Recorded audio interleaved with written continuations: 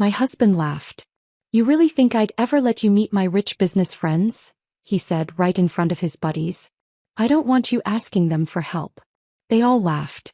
I just smiled and said, don't worry, you won't have to. Then I walked away. That night his best friend sent me a message that made my heart race. I don't want you asking them for help. Grayson's voice carried across the private dining room, loud and deliberate, designed to ensure his colleagues understood exactly what he thought of me. Victoria had just suggested I attend the Partners Summit in the Hamptons, an innocent invitation that triggered something vicious in my husband. He laughed before delivering the insult, that practiced networking laugh that sounded nothing like the man I married 4 years ago. Marcus Brennan shifted uncomfortably in his leather chair. Devon Whitaker studied his wine glass with sudden fascination. Even the server approaching with our entrees executed an awkward retreat, understanding that a private humiliation was unfolding in a very public space. I am Autumn Reeves Caldwell, 32 years old, a graphic designer who spent 3 years supporting a man through his failures only to discover that my reward for loyalty was being treated like a liability he tolerated rather than a partner he valued. Before we continue, thank you for being here to witness stories about dignity, betrayal, and reclaiming your power. If you believe in the strength it takes to walk away from disrespect, please consider subscribing. It truly helps these stories reach others who need them. Now let's see what happens next. The silence that followed felt thick enough to choke on. I sat at the far end of the table in the Ashford Society, an exclusive Manhattan club where the leather chairs cost more than my monthly rent and the annual membership fees exceeded what most people earned in a year. This was Grayson's world now, all polished mahogany and dim lighting designed to make everyone look important and mysterious. I had been placed deliberately at the periphery, close enough to technically be included but distant enough to be forgotten during the actual conversation. Victoria's face had gone pale. She glanced between Grayson and me, clearly regretting her suggestion. Marcus was studying the abstract painting on the wall with sudden intense interest. Devon had found something fascinating about the wine label on the bottle between us. Nobody was looking at me directly, but I could feel their awareness of my presence like heat from a flame. They were embarrassed for me. Worse, they were embarrassed by me. I should have stood up immediately. Should have gathered my dignity and walked out of that dining room without a word. But I remained frozen in my chair, my mind replaying what had just happened, trying to understand how a simple dinner invitation had transformed into public degradation. The black dress I wore suddenly felt too tight. Grayson had specifically requested I wear this one, the simple design I had purchased from Nordstrom Rack 2 years ago. He always mentioned it with a particular edge in his voice, never quite criticism but something adjacent to it. A reminder that I shopped at stores with Rack in the name while his colleagues wore designers whose names I could barely pronounce. I had thought wearing it tonight was compromise, meeting him halfway between my world and his. Now I understood it differently. He had dressed me for this humiliation, chosen the costume for my role as the wife who didn't quite measure up. Victoria attempted to smooth over the moment with forced cheerfulness. Well, the summit is still months away. Plenty of time to decide. Her voice was too bright, too deliberately casual. She was trying to give Grayson an exit ramp, a way to walk back what he had said. But he didn't take it. Autumn has her own projects to focus on, he said, his tone dismissive. She stays busy with her design work. The way he emphasized design work made it sound like a hobby rather than a profession. Something I did to occupy myself while he built a real career. I found my voice finally, though it came out quieter than I intended. I do branding and marketing strategy for small businesses and nonprofits. I directed the comment toward Victoria, refusing to look at Grayson. Helping organizations communicate their mission effectively. Devon glanced up from his wine. That's interesting, he said, though his tone suggested it was anything but. Very charitable of you. Charitable. As if my work was volunteer service rather than paid consulting. As if helping a women's shelter develop their fundraising materials or creating a visual identity for a community health clinic was somehow less valuable than moving money around investment portfolios. Marcus cleared his throat, clearly desperate to change the subject. He launched into a story about a recent acquisition, something involving a tech startup and a bidding war. Grayson engaged immediately, his entire demeanor transforming. The coldness he had directed at me vanished, replaced by animated enthusiasm. He gestured as he spoke, leaning forward with interest, laughing at Marcus's observations. This was the Grayson his colleagues knew.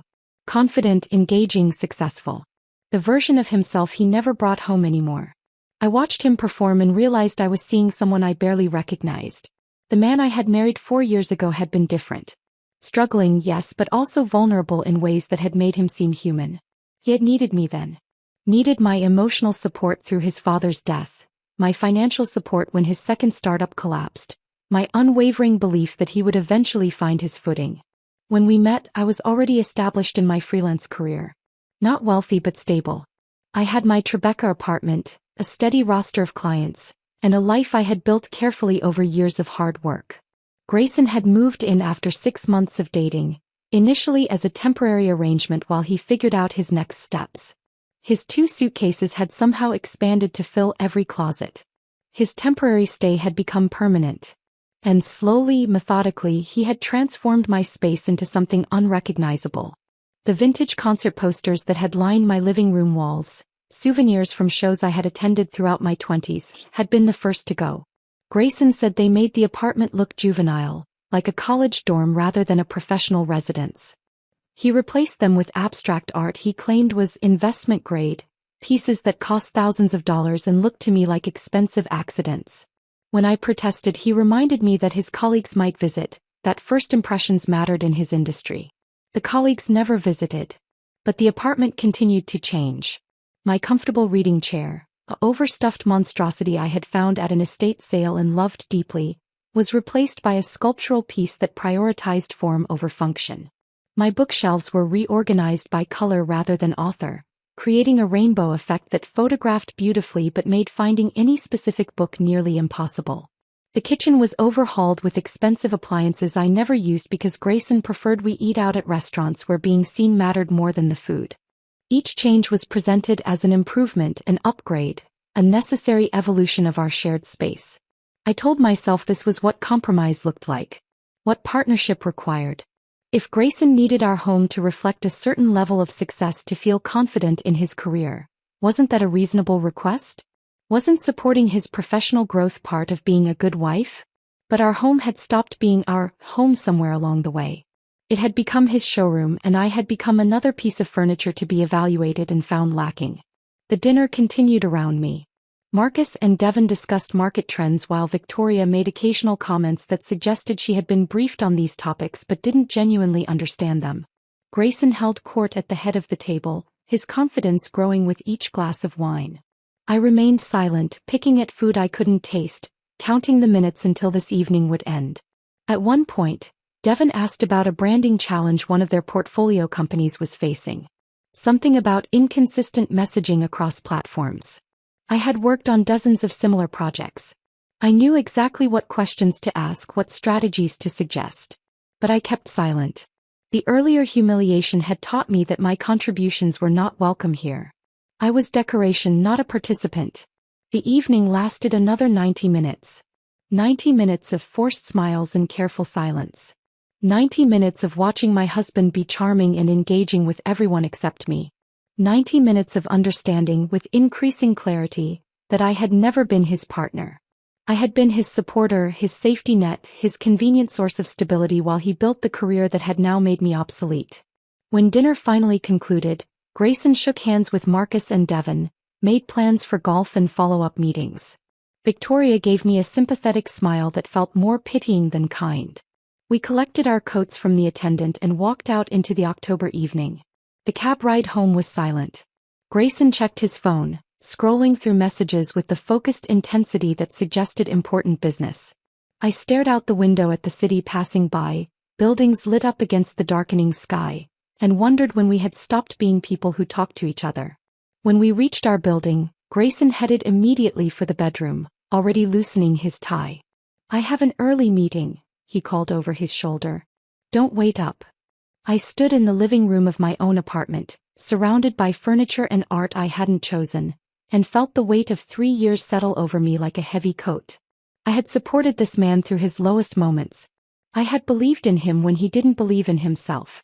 I had celebrated his successes as if they were our successes, never questioning the growing imbalance between what I contributed and what I received. And tonight, in front of his colleagues and business partners, he had made it clear that my contributions meant nothing. That I was an embarrassment to be managed, a problem to be contained, someone who might damage his reputation by asking his wealthy friends for help. The assumption embedded in that statement was almost worse than the insult itself. As if I had ever needed his friends' help. As if my own career, my own network, my own resources weren't sufficient. As if I was some desperate dependent clinging to him for access to people who could solve my problems. I sank onto the angular sofa that prioritized aesthetics over comfort. Another piece Grayson had chosen to replace my beloved Craigslist couch. The apartment was quiet except for the distant sound of traffic. Grayson was already in bed, probably asleep, unburdened by any awareness that he had done something wrong. I pulled out my phone thinking about calling my sister Jade, but it was past 11 and she would be asleep. I scrolled through social media instead, seeing the carefully curated versions of other people's lives. Happy couples on vacation. Career achievements celebrated with champagne. Nobody posted about the moments when they realized their marriage had become something hollow and performative. My phone buzzed with a text message. Not from Grayson but from a number I recognized. Connor Matthews, his best friend since college. The message was brief and ominous. Are you awake? I need to tell you something important. Can I call? I stared at those words, my heart beginning to race. Connor had always been kind to me, one of the few people in Grayson's life who treated my work with genuine respect. If he was reaching out at this hour, something was wrong. Something beyond the dinner humiliation. My fingers trembled slightly as I typed back. I'm awake. Call me. The phone rang twice before Connor picked up. I could hear background noise, voices and music that suggested he was out somewhere, maybe at a bar or restaurant. He moved to somewhere quieter, the sounds fading until there was just his breathing and the distant hum of city traffic.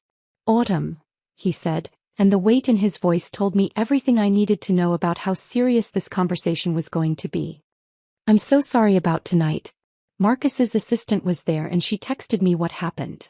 I closed my eyes, feeling a fresh wave of humiliation wash over me. Of course people were already talking about it. Of course the story of Grayson publicly dismissing his wife was already circulating through his professional network like gossip at a high school cafeteria. I appreciate you reaching out, I said, trying to keep my voice steady. But Connor, it's almost midnight. What couldn't wait until morning? He was quiet for a long moment, and in that silence I heard him wrestling with something. A decision maybe. Or a betrayal of loyalty that was costing him more than I understood. I can't keep quiet anymore, he finally said. You need to know the truth. About Grayson. About what's really been going on. My heart began beating faster. I set down the wine glass I had been holding and gripped the phone with both hands. What truth? He's been having an affair. The words came out flat, direct, like he had rehearsed them. With Rebecca Thornton. She's a junior analyst at his firm. It's been going on for at least 8 months, maybe longer. The apartment seemed to tilt slightly. I heard the words, understood their meaning, but couldn't quite process them into reality. An affair. 8 months. While I had been supporting him, believing in our marriage, shrinking myself to fit into his expanding world, he had been with someone else. How do you know? I asked and was surprised by how calm my voice sounded. Like I was asking about the weather rather than the destruction of my marriage. I saw them together 3 months ago at a restaurant in Brooklyn. Someplace in Williamsburg, trendy spot with exposed brick and overpriced small plates. Connor's voice carried an edge of bitterness now. They didn't see me. I was there with some colleagues from work and they were at a corner table. There was no mistaking what I was seeing, Autumn. The way they looked at each other, the body language. He was holding her hand across the table. She was laughing at something he said, touching his arm. I tried to picture it. Grayson with another woman, being charming and attentive in ways he hadn't been with me in months. Maybe years. The image formed too easily in my mind, which told me something about how absent he had been from our relationship long before tonight. I confronted him the next day, Connor continued. Called him and told him what I'd seen. He begged me not to tell you. Said it was a mistake, that he was ending it, that he loved you and didn't want to lose you. He paused. He swore he would break it off with her. I wanted to believe him. I told myself that maybe this was just a stupid mistake, that he would fix it. But he didn't end it, Autumn. He's still seeing her. Still lying to you. And after tonight, after watching him humiliate you in front of all those people, I realized I've been complicit in his deception by staying silent. The apartment felt too small suddenly, the walls pressing in. I stood up and walked to the window looking out at the city lights. Somewhere out there, Grayson was probably still at the Ashford Society, having drinks with Marcus and Devon, laughing about deals and investments, completely unburdened by what he had done to me tonight. "There's more," Connor said, his voice dropping lower. "And this part is worse, honestly. Grayson's been telling everyone in his professional circle that you're financially dependent on him. That you barely work, that your design business is more of a hobby than a real career. He's been portraying himself as this successful guy who's supporting a wife who doesn't contribute anything." The words felt like physical blows. I leaned my forehead against the cool glass of the window, trying to process what I was hearing. "He tells people you're an embarrassment," Connor continued, and I could hear how much it cost him to say this. "That he can't bring you to professional events because you lack sophistication. That you're from a different world and don't understand the kind of circles he moves in now. He's essentially rewritten your entire marriage. In his version, he's the hero who moved into your apartment to help you out financially, not the struggling entrepreneur you supported through multiple failures." I thought about all the times I had covered rent when his savings ran out. The months I had paid for groceries and utilities while he focused on his startups. The emotional labor of keeping him motivated when rejections piled up. The nights I had stayed awake with him, helping him refine pitch decks and business plans, believing we were building something together. "He's erased all of that," I said quietly. "In his story, none of my support existed." "Exactly," Connor confirmed. "And tonight, when Victoria suggested you attend the summit, he panicked. Because if you're there meeting his colleagues properly, actually talking to people, they might realize the narrative he's been selling them is complete fiction. They might discover that you're successful in your own right, that you supported him when he had nothing, that the whole dependent wife story is a lie." I understood now why Grayson had been so cruel at dinner. It wasn't spontaneous or alcohol-fueled. It was strategic. He needed to reinforce the narrative, to remind his colleagues that I was someone to be pitied rather than respected. Someone who needed to be kept at a distance. "Why didn't you tell me sooner?" I asked, and there was no accusation in my voice. Just genuine curiosity. Connor sighed deeply. "Because he's been my best friend since college. We've been through everything together. I kept thinking he would do the right thing, that he would end the affair and fix things with you. I didn't want to be the person who destroyed his marriage if there was a chance he could fix it himself." He paused. "But tonight showed me he's not going to fix anything. He's going to keep treating you like this, keep lying, keep rewriting history to make himself look good." And I couldn't stay silent anymore. "You deserve to know the truth." I felt something shift inside me. Not breaking but realigning. Like a puzzle piece finally clicking into place. The dinner humiliation hadn't been an isolated incident. It had been part of a larger pattern, a systematic campaign to diminish my worth while Grayson built himself up through lies and betrayal. "Thank you for telling me," I said, and meant it. "I know this wasn't easy." "I'm sorry I didn't tell you sooner," Connor said. "For what it's worth, everyone who actually knows you knows the truth. The people who matter can see who you really are. Grayson's colleagues only know the version he's shown them." After we hung up, I sat in the darkness of my living room for a long time. The apartment was silent except for the ambient noise of the city filtering through the windows. Grayson still hadn't come home. Hadn't called or texted. The fact that he could humiliate me publicly and then simply disappear spoke volumes about how little he valued me. I looked around at the space that had once been mine. The abstract art that cost thousands of dollars but meant nothing to me. The furniture chosen for appearance rather than comfort. The kitchen appliances I never used because Grayson preferred we eat at restaurants where being seen mattered more than the food. Every detail of this apartment reflected his taste, his aspirations, his version of what our life should look like. I had been erased from my own home the same way I had been erased from his narrative about our marriage. Slowly, systematically, until there was almost nothing left of the person I had been before he moved in. But Connor's phone call had done something unexpected. It had given me clarity. Not just about the affair or the lies, but about the entire structure of my marriage. I had been operating under the assumption that we were partners, that his success was our success, that supporting him was what love looked like. Now I could see it differently. I hadn't been his partner. I had been his safety net, his convenient source of stability while he built the career that had made me obsolete. And when I was no longer useful, when my presence threatened the false narrative he had constructed about himself, he had discarded me with the same ease he might discard an outdated business plan. My phone buzzed with a text message. Finally, Grayson. But the message wasn't an apology or explanation. It was a simple statement: staying at Marcus's place tonight. Early meeting tomorrow. Don't wait up. I stared at those words, seeing them for what they were. Not consideration for my sleep schedule, but avoidance.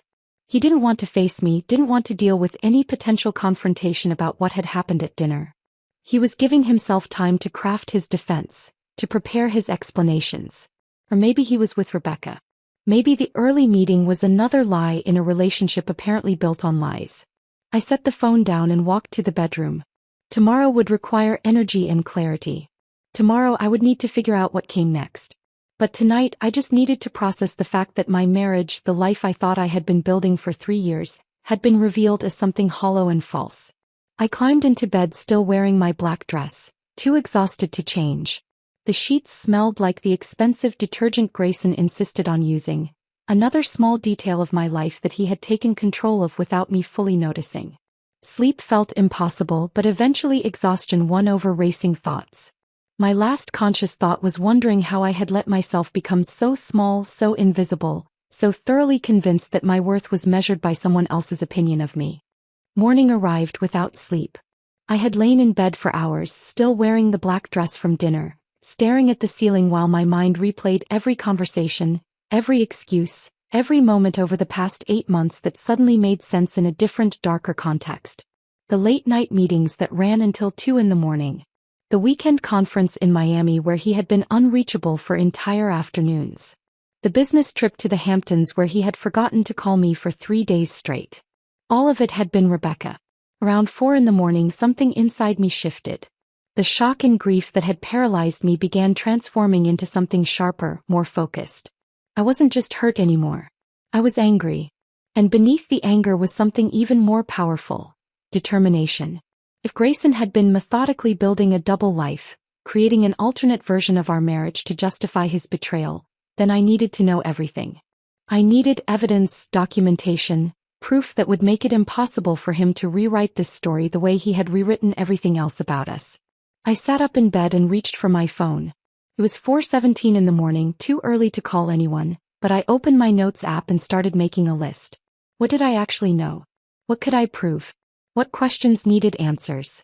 By the time dawn light started filtering through the bedroom windows, I had filled 3 pages with observations and questions.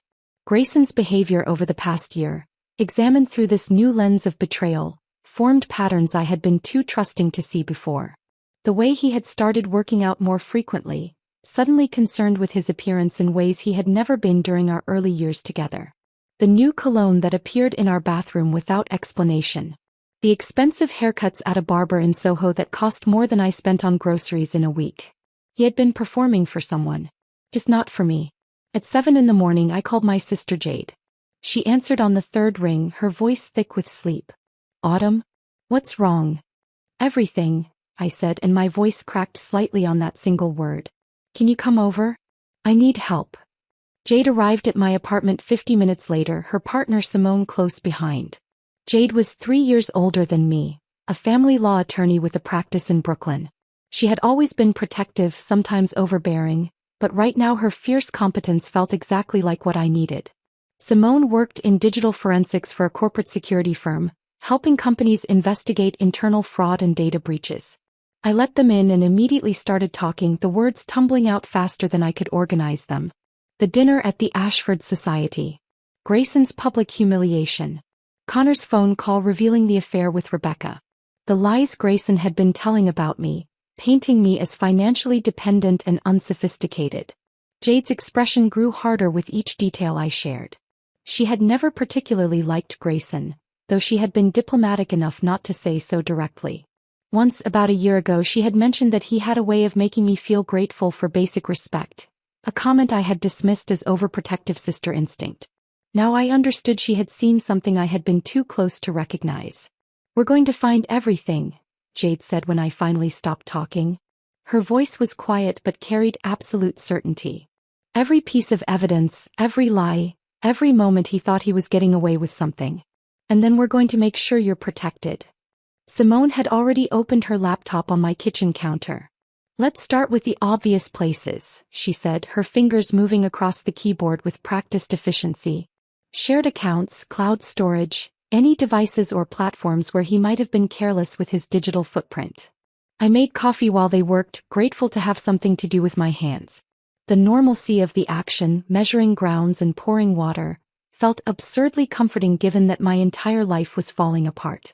Walk me through your digital life, Simone said, accepting the coffee I handed her. Do you have shared email accounts? Cloud storage? Any devices you both use? I thought about it, trying to focus through the exhaustion and emotional overload. We have a shared cloud storage account. Grayson asked me to set it up about a year ago. He said he needed help organizing his business files and personal documents, keeping everything backed up. Simone's eyebrows rose slightly. He asked you to manage his cloud storage? He said he trusted me with it, I said, hearing how naive that sounded now. He gave me the login credentials and asked me to make sure everything was properly organized and backed up regularly. Jade and Simone exchanged a look that I couldn't quite interpret. Show us, Simone said. I retrieved my laptop from the bedroom and logged into the cloud storage account. The main directory appeared, filled with folders labeled with professional-sounding names. Investment reports, client presentations, market analysis, conference materials. Simone took control of the laptop, her movements quick and confident. Most people who are hiding something bury it under layers of legitimate content, she explained as she worked. They assume nobody will dig deep enough to find anything problematic. She opened folder after folder, scanning contents quickly, occasionally making notes on her own device. Jade watched over her shoulder while I stood nearby, afraid to hope we would find anything and equally afraid we would. Here, Simone said suddenly. She had navigated several layers deep into the conference materials folder and opened a subfolder labeled simply, Personal_Archive. The name alone was enough to make my stomach tighten.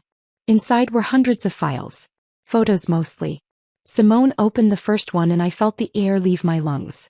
Grayson and Rebecca at a restaurant I didn't recognize, sitting close together at an intimate table. Her hand was on his arm, both of them laughing at something. The photo was recent, maybe a few weeks old based on what Grayson was wearing. I recognized the shirt because I had been with him when he bought it. Simone scrolled through more photos. Grayson and Rebecca at what looked like a rooftop bar, the Manhattan skyline visible behind them. Hotel room photos with rumpled sheets and Rebecca's clothing visible on a chair. Weekend trips to locations Grayson had told me were solo business retreats. A yacht party where Rebecca wore a bikini and Grayson's arm was around her waist. Each image felt like a small detonation in my chest. This wasn't a momentary mistake or a brief lapse in judgment. This was a relationship, documented and chronicled with the same attention to detail Grayson brought to his professional work. There are text message screenshots here too, Simone said quietly, opening another folder. Intimate conversations between Grayson and Rebecca, flirting and planning and discussions about me that made my face burn with humiliation. In one exchange, Rebecca asked if Grayson's roommate would be a problem for their upcoming trip. Roommate.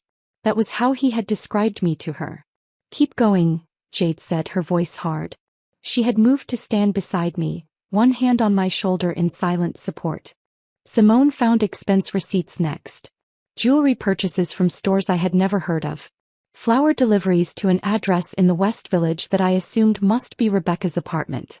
Hotel stays during trips Grayson had claimed were solo business travel. Everything was meticulously documented and saved, as if Grayson was building his own archive of the affair. Why would he save all of this? I asked, my voice barely above a whisper. Why keep evidence of his own betrayal? Arrogance, Jade said flatly. He didn't think you would ever look. He didn't think you were capable of threatening him. Simone was already downloading everything, copying files to an external drive. We need to back all of this up in multiple locations, she said. Cloud storage of our own physical drives, everything. This is your evidence, Autumn. This proves the affair, proves the timeline, proves everything Connor told you. While Simone worked, Jade had pulled out her own laptop and was accessing different systems. "I'm looking at property records and lease agreements," she explained. "I want to understand the legal situation with your apartment." I watched her work, feeling strangely detached from everything happening around me. Less than 24 hours ago, I had been getting ready for a dinner I hoped would bring me closer to my husband's professional life. Now I was sitting in my kitchen while my sister and her partner systematically documented evidence of his betrayal. "Autumn," Jade said, and something in her voice made me focus on her immediately. "The apartment is solely in your name." I blinked, trying to process what she was saying. "What do you mean?" "The lease, the deed, all the property records. Everything is in your name only. Grayson moved into your apartment 3 years ago, and despite his subsequent success and all the money he spent renovating the place, he never got added to any legal documents. Legally speaking, he's a guest in your home. An expensive, unfaithful guest who has overstayed his welcome." I stared at her, the implications of that statement slowly sinking in. "So you can ask him to leave," Jade confirmed. "You have the legal right to remove him from your property. He's not a tenant because he's never paid rent or been on a lease. He's not a co-owner because he's not on the deed. He's legally classified as a guest, and you can revoke that hospitality anytime you choose." For the first time since the dinner at the Ashford Society, I felt something other than pain and betrayal. I felt power. Not vindictive or cruel, but solid and real. Grayson had spent 3 years making me feel small, dependent, grateful for his tolerance of my inadequacies. He had systematically diminished my worth while building his affair and his false narratives. But he had built all of it on foundation that was legally mine. The apartment was mine. The life he had redesigned to reflect his aspirations existed only because I had allowed him into my space. And I could take that permission back. The sense of power I felt sitting in my kitchen with Jade and Simone, surrounded by evidence of Grayson's betrayal and armed with the knowledge that the apartment was legally mine, sustained me through the rest of that morning. But by early afternoon, exhaustion began setting in. I had been awake for over 30 hours, running on adrenaline and coffee, and my body was starting to demand rest. Jade noticed me swaying slightly as I stood at the kitchen counter. "You need to sleep," she said firmly. "Simone and I have everything backed up in multiple locations. The evidence is secure. You need to take care of yourself now." I wanted to argue, but she was right. I retreated to the bedroom and managed to fall into a fitful sleep that lasted about 3 hours. When I woke, it was past 2 in the afternoon and my phone was buzzing with an incoming text message. "Grayson." Finally. I picked up the phone, my heart rate accelerating despite my exhaustion. The message was brief and infuriating. "We need to talk. I think you overreacted last night." I read those words 3 times, feeling my anger intensify with each reading. Overreacted. He genuinely believed that walking out after he publicly humiliated me in front of his colleagues was an overreaction. In his version of events, I was the problem. Not his cruelty, not his affair, not his systematic campaign to diminish me and rewrite our marriage into something unrecognizable. Me. I had overreacted. I walked back to the kitchen where Jade was still working on her laptop. I showed her the message without saying anything. She read it and shook her head with something that looked like disgust. "Classic narcissist behavior," she said. "He rewrites reality to make himself the victim. In his mind, he's the reasonable one trying to have a mature conversation, and you're being emotional and difficult." "Should I ignore it?" I asked, though I already knew what I wanted to do. Jade studied my face for a moment. "Do you want to ignore it?" "No," I admitted. "I want to confront him. I want him to know that I know everything. About Rebecca, about the lies he's been telling about me, about all of it." "Then confront him," Jade said simply. "But do it on your terms, in a public place, and be prepared for him to lie and manipulate. He's going to try to control the narrative." I thought about where to meet him. Not our apartment, where he might feel comfortable enough to be aggressive or dismissive. Not the Ashford Society or anywhere near his professional world. Somewhere neutral, somewhere that held meaning for us, somewhere that would remind him of who we used to be before everything became poisoned by his ambition and deceit. I texted back, "Café Renoir. 4 p.m. Café Renoir was where we had our first date 4 years ago. I had been immediately drawn to the place. A small coffee shop in the West Village with mismatched furniture and local art on the walls, The kind of unpretentious space that felt welcoming rather than exclusive. We had talked for hours that afternoon about art and design and our different approaches to work. Grayson had seemed genuinely interested in my perspective back then, asking thoughtful questions about my creative process and my vision for building a freelance career. That conversation felt like it had happened in a different lifetime between two different people. I arrived at Café Renoir at 3:45, wanting to claim the space before Grayson got there. I chose the corner table near the window, the one with good natural light and a clear view of the entrance. I ordered coffee I knew I probably would not drink and positioned my phone on the table, the screen showing one of the yacht photos of Grayson and Rebecca. Jade had offered to come with me, to sit at a nearby table as backup in case Grayson became difficult. I had declined. This was something I needed to do alone. I needed Grayson to understand that I was not the helpless, dependent woman he had portrayed to his colleagues. I was the woman who held all the evidence of his betrayal and all the legal power to remove him from my life. At 4:23, Grayson finally walked through the door. The lateness was deliberate, I recognized immediately. A power play designed to establish dominance, to make me wait and wonder if he would show up at all. He scanned the cafe until he spotted me, then approached with the kind of practiced confidence I had watched him develop over the past year.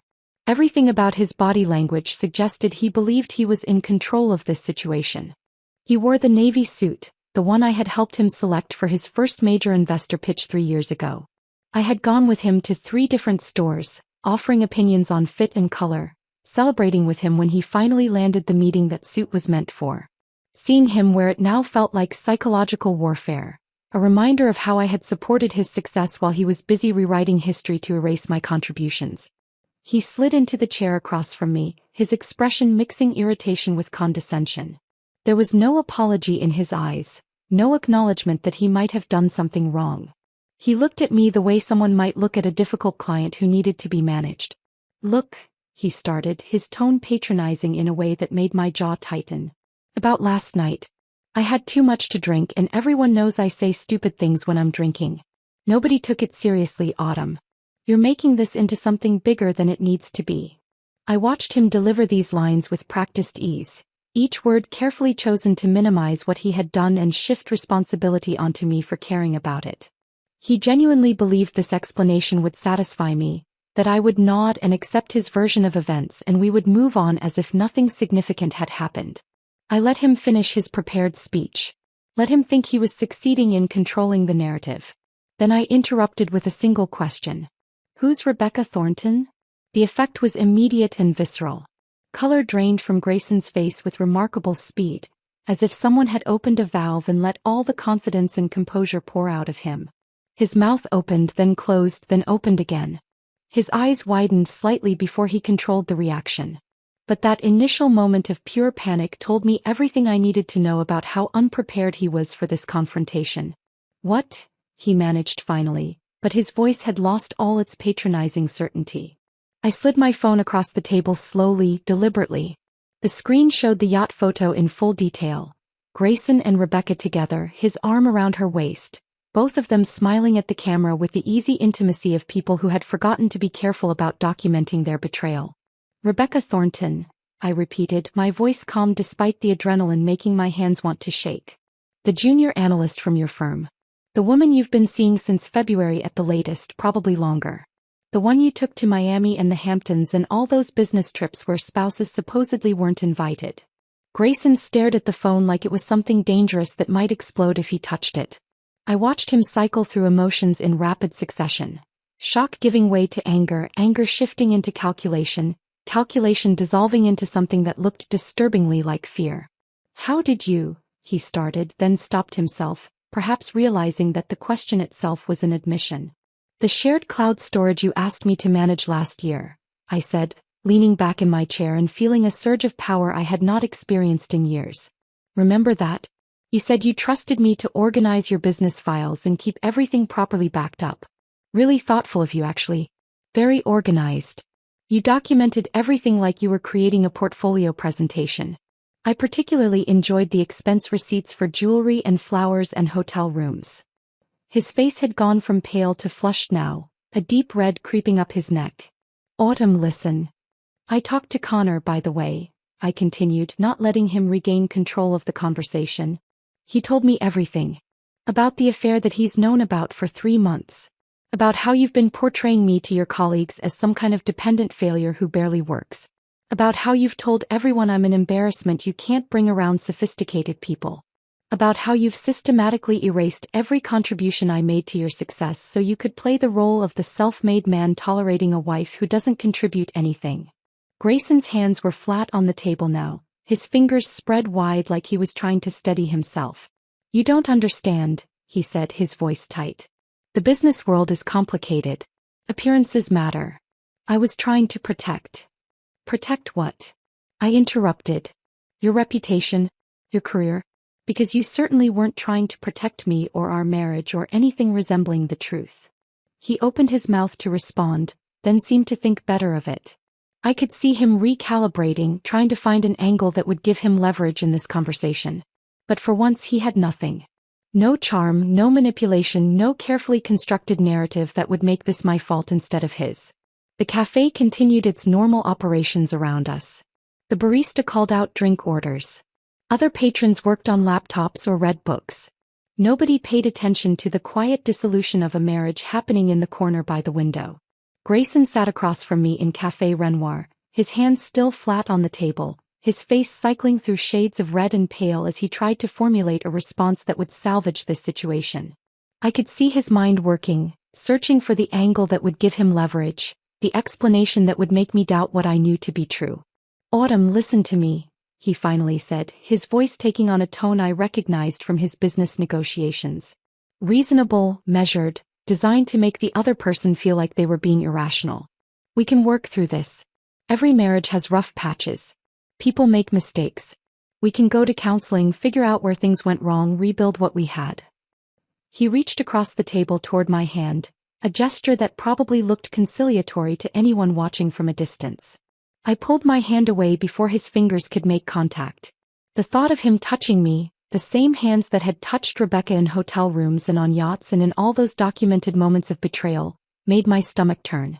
No, Grayson, I said, my voice steady and clear. We cannot work through this. Because here is what is going to happen. You are going to pack your belongings and leave my apartment by Sunday evening. The lease has always been in my name. You are not a tenant. You are a guest who has worn out his welcome. His expression shifted immediately. The reasonable negotiator disappeared, replaced by something harder and angrier. The mask of contrition he had been wearing slipped just enough to reveal what was underneath. You cannot just kick me out of our home, he said, his voice rising slightly. A woman at a nearby table glanced over at us, then quickly looked away. My home, I corrected, leaning forward slightly. It was always mine. You moved into my space 3 years ago, remember? Before you redesigned it to reflect your aesthetic and your aspirations. Before you replaced all my furniture and took down my posters and reorganized my books. Before you transformed it into a showroom for your success. You did all of that without ever bothering to get your name on the lease or the deed. Grayson opened his mouth to respond, but I was not finished. You treated my home the same way you treated our marriage, I continued. Like it was yours to reshape however you wanted without my input or consent mattering at all. But legally, Grayson, you have no claim to that apartment. You never have. And I want you out. He stared at me with an expression I had never seen before. Not anger exactly, though that was part of it. Something closer to genuine shock, as if he had truly never considered the possibility that I might have power in this situation. This is insane, he said, his voice tight. You are being vindictive. You are trying to punish me instead of trying to save our marriage. I am not trying to save something that was never real, I replied. You have been lying to me for at least 8 months, probably longer. You have been telling your colleagues that I am a dependent embarrassment while conducting an affair and using company resources to fund it. You publicly humiliated me 2 nights ago in front of everyone who matters to your career. There is nothing left to save here, Grayson. There is just the legal reality that the apartment is mine and you need to leave it. He sat back in his chair, his jaw working as he tried to control his anger. Where am I supposed to go? That is not my concern, I said simply. You have had 3 years of rent-free living to build up savings. You have a successful career and wealthy friends. I am confident you will figure something out. I stood up, gathering my bag and my phone with the incriminating photos still displayed on the screen. I had one more piece of information to deliver. One final move that would ensure Grayson understood exactly how thoroughly his carefully constructed world was about to collapse. "Oh, and Grayson?" I said, pausing beside the table. "Rebecca might want to know you are married. I hear transparency is important in professional relationships." The color drained from his face for the third time in our conversation. He stared up at me, finally processing that I was not just talking about evicting him from the apartment. I was talking about exposing the lies he had told Rebecca, the false narrative he had constructed where I was his assistant or roommate or whatever convenient fiction he had invented to justify his affair. "You would not," he said, but his voice lacked conviction. "I have not decided yet," I said honestly. "But you should probably prepare for the possibility." I walked out of Café Renoir while Grayson remained frozen at the table, finally understanding that he had no control over this situation anymore. The bell above the door chimed as I left, a small sound that felt absurdly triumphant given the circumstances. The October air outside was cool and clean after the stale atmosphere of the café. I walked slowly toward the subway, processing what had just happened. I had confronted my husband with evidence of his betrayal. I had claimed my power in a situation where he had spent years making me feel powerless. I had drawn a clear line and given him a deadline to leave my home. And surprisingly, I did not feel sad. I felt lighter, as if I had been carrying weight I had not fully recognized until I set it down. My phone rang as I reached the subway entrance. "Connor, I heard you confronted him," he said when I answered. "Marcus texted me. Apparently Grayson called him right after you left the cafe. How are you holding up?" "I am okay," I said, surprised to realize it was true. "Better than okay, actually. I told him he has until Sunday to move out." "Good," Connor said firmly. "Listen, I know this is going to sound like I am taking sides, but I am taking sides. What Grayson did to you is unforgivable. If you need anything, if you need help with the move out or just someone to talk to, I am here." I felt unexpected emotion tighten my throat. "Actually, there is something. Would you be willing to be at the apartment on Sunday? I do not want to be there alone with him when he is packing. I do not want him to try to manipulate the situation or make me feel guilty or any of the other tactics he is probably already planning." "Absolutely," Connor said without hesitation. "I will be there." "And Autumn? If he asks me to advocate for him or help him convince you to change your mind, I am going to refuse. He does not deserve that support right now." After we hung up, I called Jade and asked the same favor. She agreed immediately and said Simone would come as well. By the time I reached my apartment that evening, I had assembled a small team of people who would ensure that Grayson's departure was documented, legal, and free from the kind of emotional manipulation he excelled at. The apartment felt different when I walked in. Still full of his furniture and his art and his expensive kitchen appliances, but somehow less oppressive. These were just objects now, things that would be removed soon. They no longer represented my erasure because I had already begun the process of reclaiming my space. I opened my laptop and sent a brief email to my landlord, informing him that my husband would be moving out by Sunday evening and asking if there were any procedures I needed to follow. His response came within an hour, confirming what Jade had already told me. Since Grayson had never been on the lease, I had the right to ask him to leave with reasonable notice, which I had provided.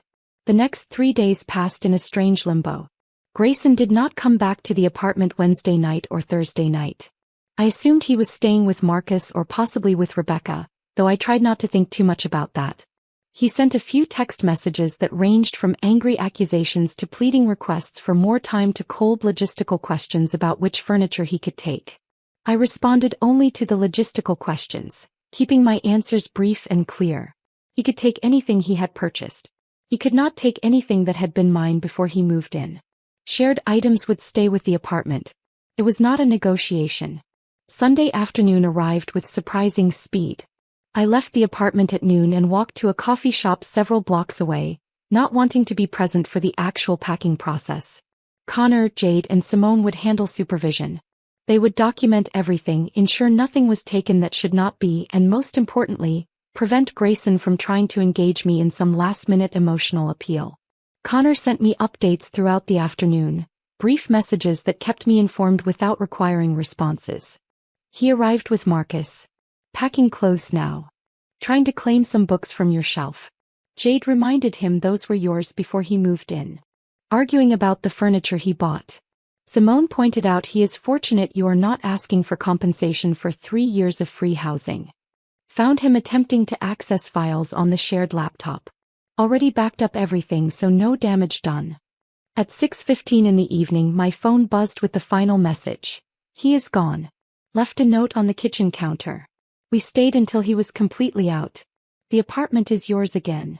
I sat in the coffee shop for another few minutes, letting that information settle.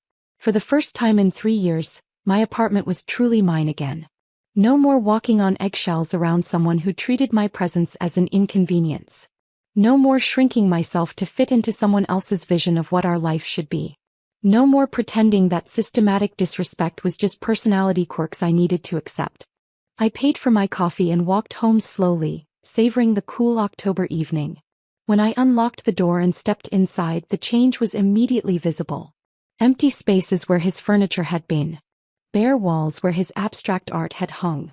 The apartment looked oddly sparse now, half empty in ways that emphasized how much of my original space he had replaced. But it felt clean. Purged. Like I had removed an infection I had not fully recognized until it was gone. On the kitchen counter, exactly where Connor said it would be, I found Grayson's note.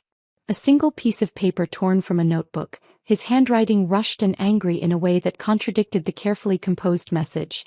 I hope you find whatever it is you're looking for. I read those words twice, feeling a mixture of anger and something close to pity. Even in his final communication he had to frame this as my failure rather than his.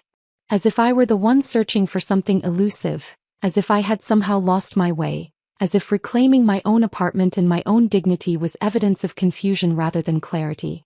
I crumpled the note and walked to the kitchen trash can. The act of throwing it away felt more satisfying than it probably should have. A small symbolic gesture that marked the end of his presence in my space. The paper landed on top of yesterday's coffee grounds and takeout containers, exactly where it belonged. I turned slowly, taking in the apartment with fresh eyes. Empty spaces marked where his oversized leather sectional had dominated the living room. Pale rectangles on the walls showed where his abstract art had hung. The kitchen looked sparse without his expensive espresso machine and designer knife block.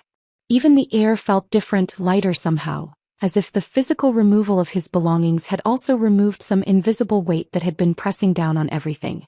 What remained was a strange hybrid space. My vintage rug that he had tolerated but never liked. His minimalist coffee table that I had never found comfortable.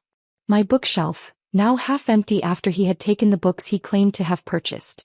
His sound system too integrated into the wall to remove easily. It was an uncomfortable coexistence of two different aesthetics, two different visions of what a home should be. But it was mine to resolve. Mine to redesign.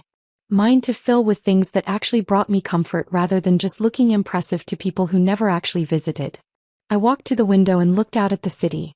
Sunday evening in Tribeca, lights beginning to come on in apartments across the street, the distant sound of traffic and conversation filtering up from the sidewalk below. This view had been mine for 5 years, long before Grayson entered my life. I had stood at this window countless times, morning coffee in hand, watching the neighborhood wake up. Somewhere along the way I had stopped noticing it, too focused on making Grayson comfortable to remember that this space had meaning to me first. My phone buzzed. A text from my friend Maya, a fellow designer I had known since college.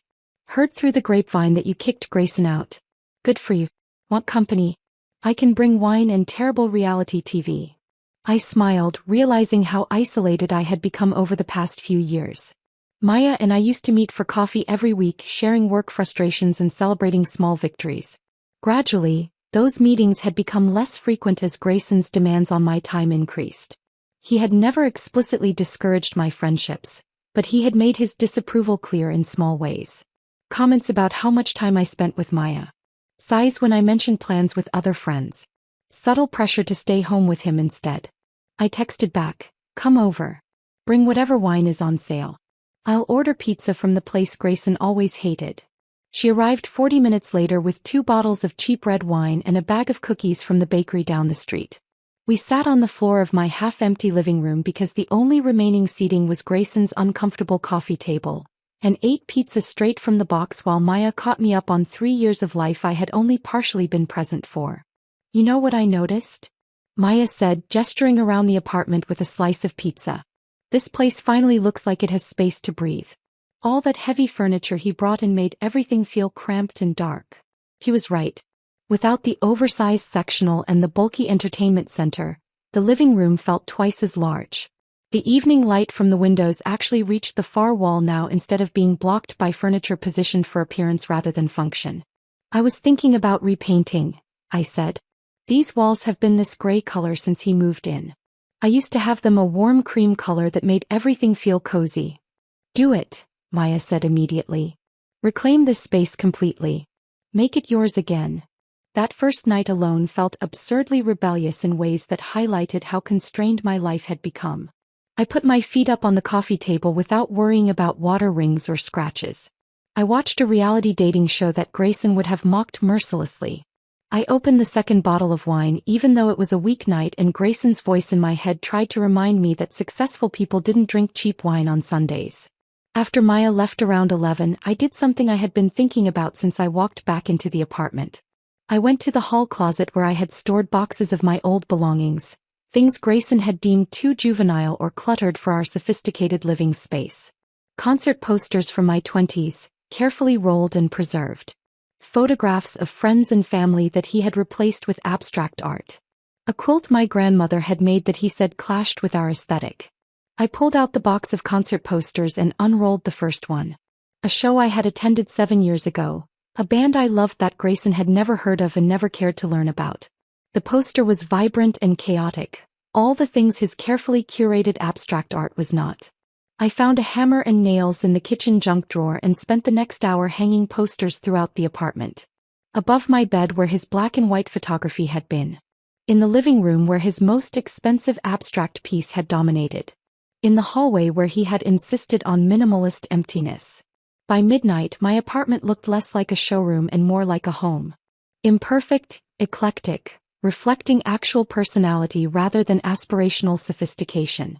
I fell asleep that night in my own bed in my own apartment surrounded by my own things and slept better than I had in months. The next morning, Jade came over with coffee and bagels, a gesture of support that felt more valuable than she probably realized. We sat on the floor of my mostly empty living room, our backs against the wall, and she asked the question I had been avoiding. How are you really doing? I considered lying, giving her the strong and resilient answer she probably expected. The answer that suggested I was processing this maturely and moving forward with grace. But Jade had been there through everything. She deserved honesty. I feel relieved, I admitted. Is that wrong? My marriage just ended. I discovered my husband was cheating on me and lying about me to everyone he knew. Shouldn't I be devastated? Jade squeezed my hand. You're not grieving the marriage you actually had. You're grieving the marriage you thought you had. Once you realize those weren't the same thing, relief is a perfectly reasonable response. We spent the next 2 hours talking through everything. The warning signs I had missed or deliberately ignored. The gradual erosion of my confidence as Grayson positioned his success against my supposed inadequacy. The systematic nature of his manipulation, so subtle that I had mistaken it for personality quirks rather than recognizing it as a coordinated campaign to make me smaller. He was never going to let you be an equal, Jade said at one point. His entire sense of self was built on being superior to you. If you were successful and confident and valued by his colleagues, it would have undermined the story he was telling himself about why he deserved his success. Later that week, Connor called with information I had not asked for but secretly wanted. I was painting the bedroom walls, rolling warm cream color over the stark gray Grayson had chosen when my phone rang. He's staying with Marcus temporarily, Connor said after we exchanged greetings. Called me yesterday asking if I would advocate for him, help him convince you to reconsider the separation. And what did you tell him? I asked, though I already knew from Connor's tone. I told him that wasn't happening. That what he did was unforgivable and he needed to accept the consequences instead of trying to manipulate his way out of them. Connor paused. You should know he's spinning the story to everyone who will listen. Telling people you kicked him out over a misunderstanding, that you overreacted to a joke at dinner, that you're being unreasonable and vindictive. I laughed, surprising both of us. Let him spin whatever story he wants. I have 400 pieces of evidence that tell the truth. And honestly, Connor, I don't care what his colleagues think of me anymore. I'm never going to see them again. Their opinions stopped mattering the moment I walked out of the Ashford Society. Connor sounded relieved. Good. You deserve better than spending energy on people who never valued you anyway. He hesitated before continuing. There's something else you should know. The Partners Summit is next week in the Hamptons. Rebecca will be there. And given how these things work, someone is bound to mention you eventually. Mention that Grayson's wife kicked him out. She's going to find out he was married. I set down my paint roller and looked at the half-finished wall. One side cream, one side gray, a visual representation of transformation in progress. What happens after that is not my responsibility, I said quietly. I didn't create this situation. I just stopped protecting him from the consequences of his own choices. The painting project took 3 days to complete. By the time I finished, my apartment had been transformed from Grayson's gray minimalist showcase into something warmer and more welcoming. The walls glowed with the cream color I had originally chosen years ago, and the concert posters added personality that had been missing since he moved in. I was organizing my newly reclaimed bookshelf, finally arranging books by author the way that made sense to me, when Connor called on a Wednesday afternoon. His tone immediately signaled that this was not a routine check-in. You need to hear this, he said, and I could hear barely contained excitement in his voice. Something happened at the Partners Summit this past weekend. I set down the book I had been holding and moved to the window. What kind of something? The kind that involves Grayson's entire world imploding in spectacular fashion, Connor said. Apparently someone at the summit mentioned to Rebecca that Grayson's wife had finally kicked him out. Used those exact words. His wife. My heart rate accelerated immediately. Rebecca didn't know he was married? She had absolutely no idea, Connor confirmed. According to what I heard from multiple sources, Grayson told her you were his executive assistant. Someone who managed his schedule and handled his personal affairs. She genuinely believed you were an employee, Autumn. When people at the summit started talking about how you had kicked him out, how you were his wife throughout their entire relationship, she apparently demanded clarification from several different people before she would believe it. I sat down on the floor, my back against the wall, processing this information. Grayson had lied to Rebecca with the same thoroughness he had lied to me. He had constructed a completely fictional version of his life where he was single and successful, unencumbered by a marriage or any commitments that might complicate his affair. Rebecca had been operating under entirely false pretenses, just as I had been operating under the false pretense that my husband was faithful. What happened when she found out? I asked, though I could already imagine the scene. Connor's voice took on a tone of satisfaction that suggested he had heard this story multiple times and enjoyed it more with each retelling. She confronted him in front of everyone. And I mean everyone. The summit has this big reception on Saturday evening where all the partners and major investors gather for cocktails before dinner. Rebecca walked right up to Grayson in the middle of this reception and demanded to know why he had lied to her about being married. I closed my eyes, picturing the scene. The same kind of exclusive gathering where Grayson had humiliated me, now becoming the setting for his own public exposure. She didn't hold back, Connor continued. Called him a liar and a fraud. Told everyone within hearing distance that he had deliberately deceived her about every aspect of his personal life. Said he had been using company resources to fund their relationship. She announced that she was filing a formal complaint with the firm about his professional conduct, and then she walked away while everyone stood there watching. I felt a strange mixture of emotions washing over me. Satisfaction at the poetic justice, certainly. The same crowd that had witnessed my humiliation at the Ashford Society now saw Grayson's public rejection. But I also felt something unexpected. Sympathy for Rebecca. She had been manipulated just as thoroughly as I had been, fed a completely false narrative that allowed Grayson to justify his behavior to himself. Is she okay? I asked. Rebecca, I mean. Connor seemed surprised by the question. I don't know honestly. But that's generous of you to ask, considering. She's not the villain here, I said quietly. She was lied to just like I was. Grayson constructed an entire fictional reality for both of us, keeping us separate so neither of us would discover the truth. She's a victim in this too. That's a remarkably mature perspective, Connor said.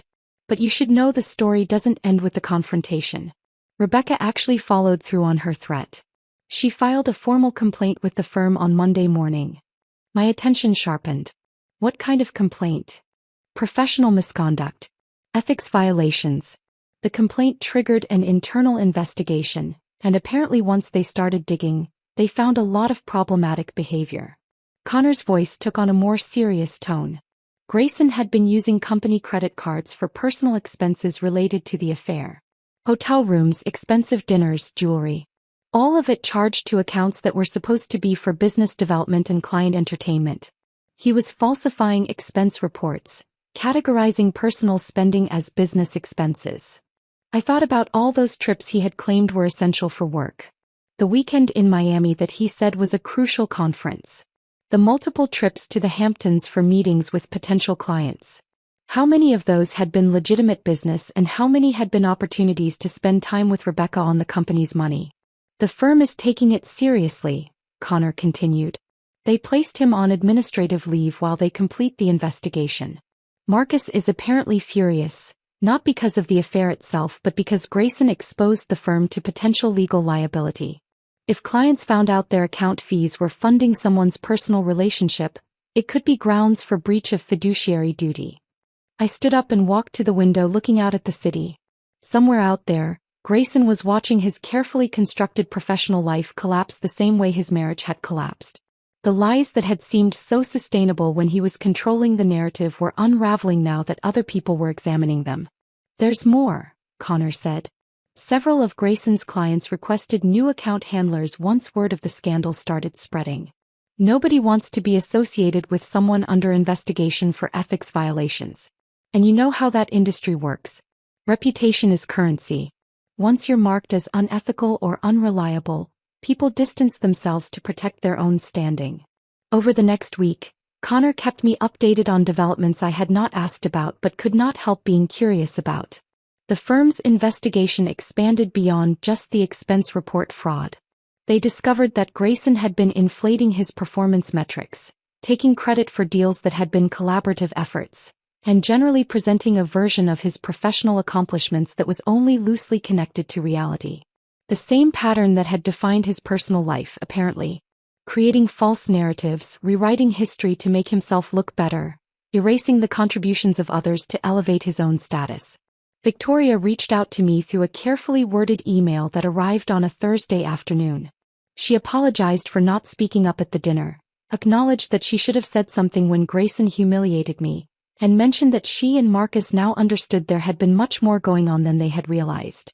The email felt more like covering their own liability than genuine remorse, but I appreciated the gesture nonetheless. I did not respond. There was nothing I wanted to say to Victoria or Marcus or anyone else in Grayson's professional circle. Their opinions of me had been based on lies he told them, and I had no interest in correcting those impressions now. They were welcome to believe whatever they wanted. It no longer affected my life. By the third week after the summit, Connor reported that the firm had made their decision. Grayson was being removed from the partnership. The official statement cited violations of company policy and breach of professional ethics standards. His equity stake would be bought out according to the terms in his partnership agreement, but he was no longer welcome at the firm. His LinkedIn profile is fascinating right now, Connor mentioned during one of our calls. He's trying to spin it as pursuing new opportunities and embracing change. All these posts about growth and learning from challenges. But everyone in the industry knows what actually happened. I pulled up Grayson's LinkedIn profile out of curiosity. There it was, exactly as Connor described. A recent post about exciting new chapters and the importance of resilience in the face of adversity. The comments were sparse and carefully neutral, the kind of responses people leave when they know the real story but do not want to engage publicly with the fiction being presented. I closed the browser and returned to my own work. I had been rebuilding my client relationships over the past few weeks, reaching out to contacts I had neglected while I was focused on supporting Grayson's career. The response had been overwhelmingly positive. People remembered my work, valued my perspective, and were interested in collaborating again. My phone rang that evening. An unknown number which I normally would not have answered, but something made me pick up. Is this Autumn? A woman's voice, uncertain and hesitant.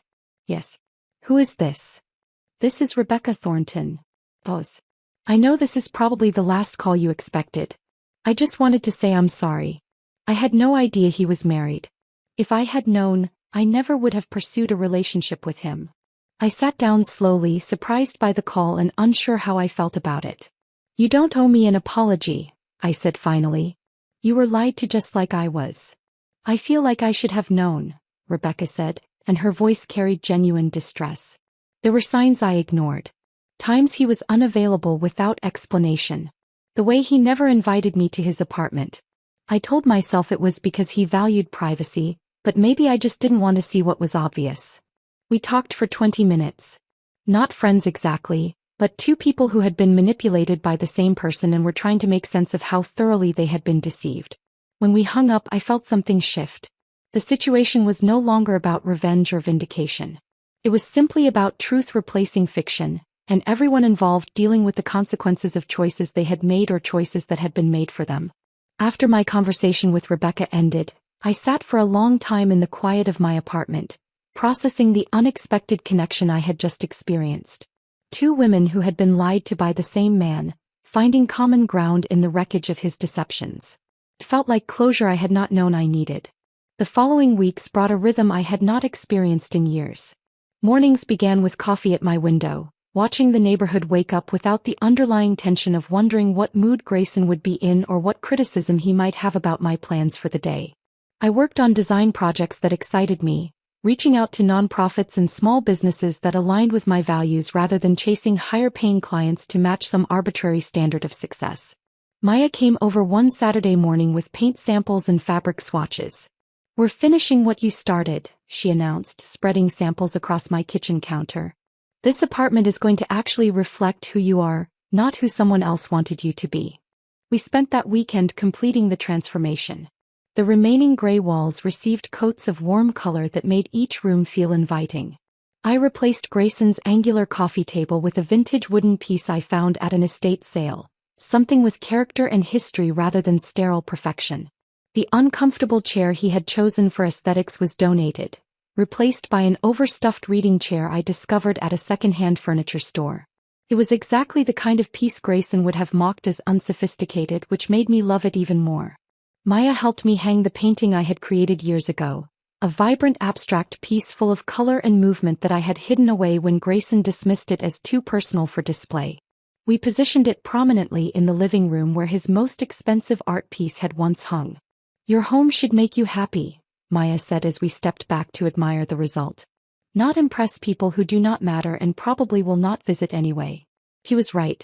The apartment finally felt like mine again. Imperfect, eclectic, comfortable. A space where I could relax rather than maintain appearances. 4 weeks after Grayson's departure, Maya convinced me to attend a design conference in Brooklyn. I had been avoiding professional events, worried about encountering people from his network or fielding questions about our separation. But Maya was insistent. You cannot hide forever, she said. You have valuable expertise to share, and the design community is not the same as his venture capital world. These are your people. The conference was held at a converted warehouse space in Williamsburg, the kind of venue that prioritized function and creativity over exclusivity. I presented on a panel about branding strategies for nonprofit organizations, discussing how design could communicate mission and values rather than just selling products. The conversation energized me in ways I had forgotten were possible, reminding me why I had chosen this career in the first place. After the panel, a man approached me as I was gathering my materials. He was perhaps a few years older than me, with an easy smile and professional but unpretentious appearance. Your perspective on purpose-driven design was refreshing, he said, extending his hand. Julian Prasad. I'm an architect, mostly working on community projects and affordable housing.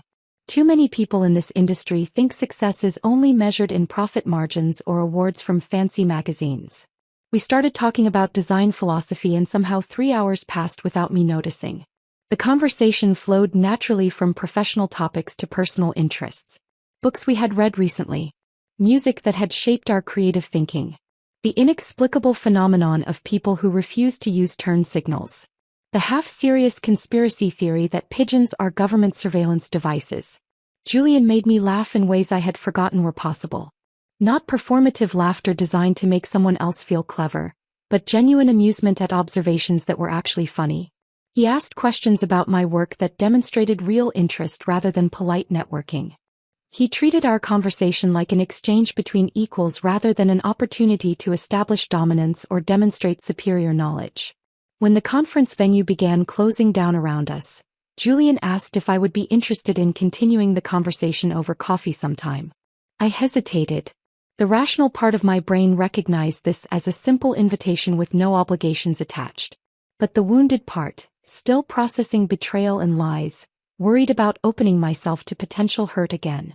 I would like that, I heard myself say, surprising both of us slightly. But I should mention that I recently ended a marriage and I am not looking for anything complicated right now. Julian's expression remained warm and understanding. Coffee is not complicated. Just two people talking. No expectations beyond that.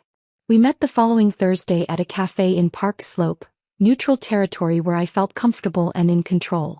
I arrived early, claimed a table near the window, and reminded myself that I could leave whenever I wanted. This was not a performance or a test. Just coffee with someone who seemed interesting. Julian arrived exactly on time, carrying a worn leather bag that looked like it had been through years of use. We talked for 2 hours about everything and nothing. He described his current project, renovating a community center in Queens to make it more accessible and functional. I shared details about a branding campaign I was developing for a women's shelter.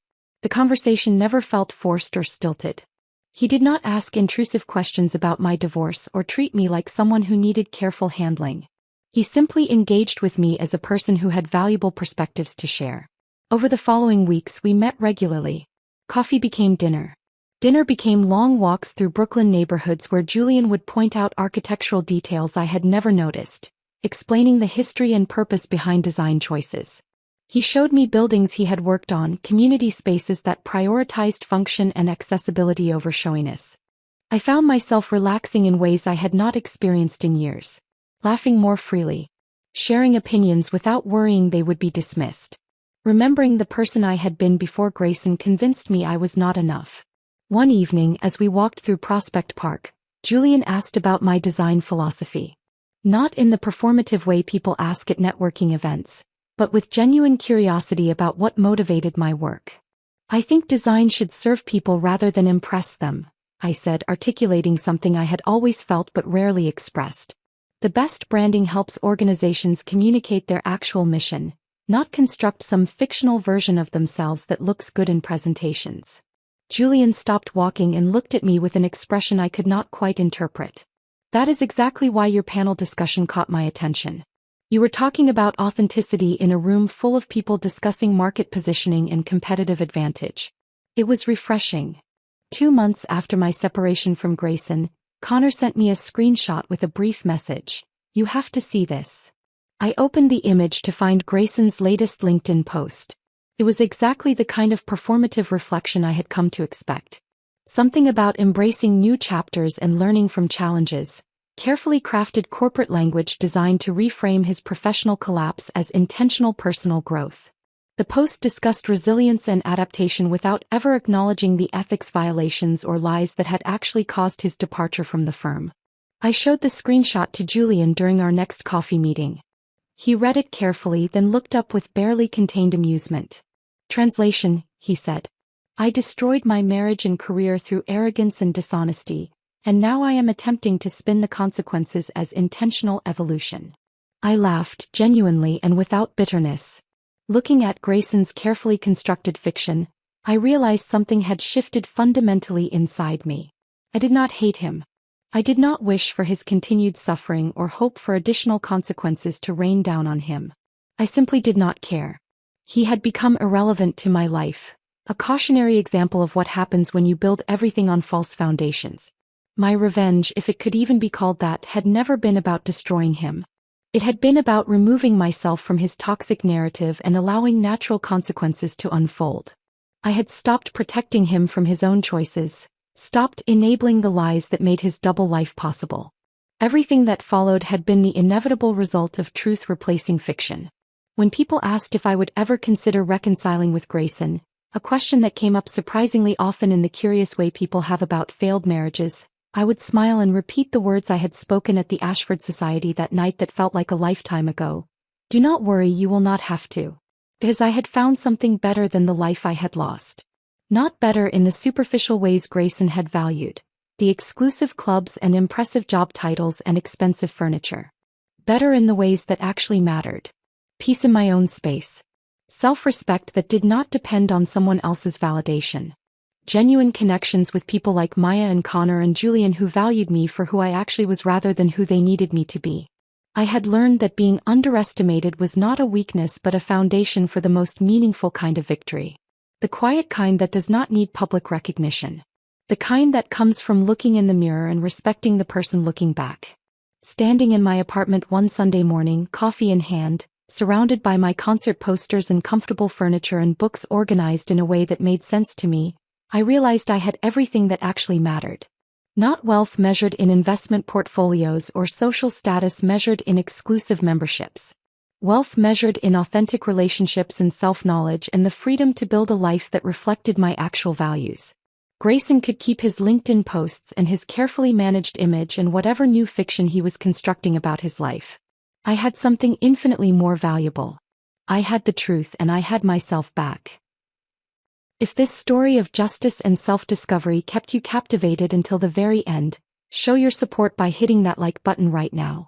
My favorite part was when Autumn calmly slid her phone across the table at Café Renoir, watching Grayson's confidence completely shatter. What was your favorite moment in this journey? Share your thoughts in the comments below. Want more powerful stories about reclaiming your life and finding real strength? Subscribe and turn on that notification bell so you never miss another upload.